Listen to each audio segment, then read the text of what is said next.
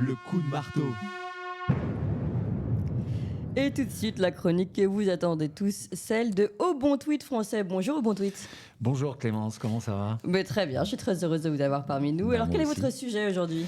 Alors aujourd'hui, je voudrais vous parler de la transition qui est en train de s'opérer entre la fiction et la réalité. Alors, ça veut dire quoi ça? Déjà que le cinéma est en train de mourir. Alors, pourquoi vous dites ça?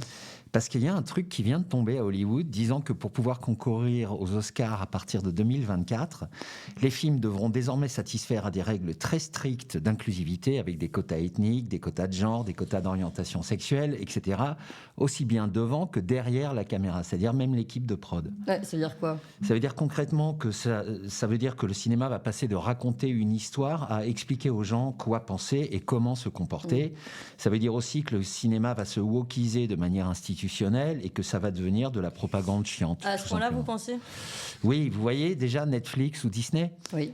ils ont déjà commencé. Ils nous font notamment des reconstitutions historiques grotesques dans lesquelles le respect des quotas est plus important que la cohérence du récit, ou des remakes d'anciens films où on change la trame narrative pour qu'elle soit plus inclusive, genre Blanche-Neige et les 7 nains sans les nains, parce que c'est pas gentil pour les personnes à taille réduite. Oui, mais vous pensez pas qu'il y avait en fait déjà de la propagande? Si, bien sûr. Enfin, tous les complotistes savent que Hollywood, c'est le département entertainment de la CIA. Mais avant, les mecs faisaient quand même un petit effort pour que ça se voit pas trop. Et puis, c'était surtout très géopolitique, avec la désignation systématique de tous les ennemis du monde libre. Maintenant, ça couvre tous les sujets et c'est open bar. Et comme en général, dès qu'il y a une idée un peu foireuse qui germe aux États-Unis, vous pouvez être certain que la France va l'adopter Certes. quelques mois plus tard. Donc attendez-vous à ce que le cinéma français, qui va déjà pas très bien, sombre totalement. Ça a d'ailleurs commencé, vu que les complotistes sont quand même un petit peu rancuniers. Ils vont plus voir tous les acteurs qui les ont traités de connards parce qu'ils voulaient pas se vacciner. C'est pas très très réjouissant quand même comme perspective tout ça. Hein. Non, mais en vrai, on s'en fout parce que le réel est devenu 1000 fois plus fun que n'importe laquelle de leurs fictions. C'est-à-dire? Je vais vous donner un exemple. Prenez l'affaire Epstein. Donc on a un mec qui a fait chanter la Terre entière, les mecs les plus riches et les plus puissants de la Terre. Et donc le mec, il sait tout sur tout le monde et surtout tout sur leurs sales petits secrets. On l'arrête, on le met en prison. Bon, quelques jours après, son compagnon de cellule va à l'infirmerie, les caméras tombent en panne pendant 10 minutes, juste au moment où tous les gardiens vont tous faire caca en même temps, et pouf, Epstein se suicide. Pour les normies, c'est tout à fait crédible. Pour les complotistes, on est sur du niveau de comique absurde équivalent au Monty Python ou le professeur Rollin. Oui, qu'on a reçu d'ailleurs, je vous invite à voir la Oui, vidéo. oui, je sais. Mais vous exagérez un peu quand même, non? Absolument pas. Et puis on a toujours sur cette affaire, on a quand même arrêté le mec qui avait une île dans laquelle il se passait des choses louches avec apparemment des personnes prépubères. On a arrêté la nana qui, selon les rumeurs, alimentait les choses louches qui se passaient sur cette île. On a le carnet avec les noms de tous les gens qui allaient sur cette île. Personne n'a eu l'idée de les interroger. Vous mettez ça dans un film, personne n'y croit.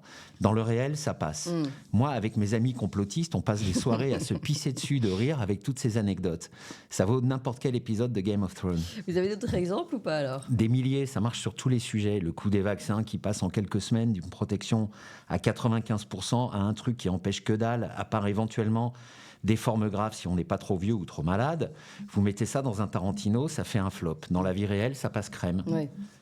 Et pour nous, les complotistes, c'est des vrais moments de gaieté pure quand on évoque tout ça dans nos dîners complotistes, dîners qu'on finit d'ailleurs systématiquement en dansant tous tout nus autour d'une photo de Poutine. C'est vrai, ça, vous faites vraiment ça, non? Non, mais je dis ça pour donner un peu de matière à tweeter pour nos amis fact-checkers, parce que ces derniers temps, les pauvres sont pas à la fête. Donc Rudy, Julien, Tristan, voilà un petit os à ranger. C'est cadeau, c'est pour moi.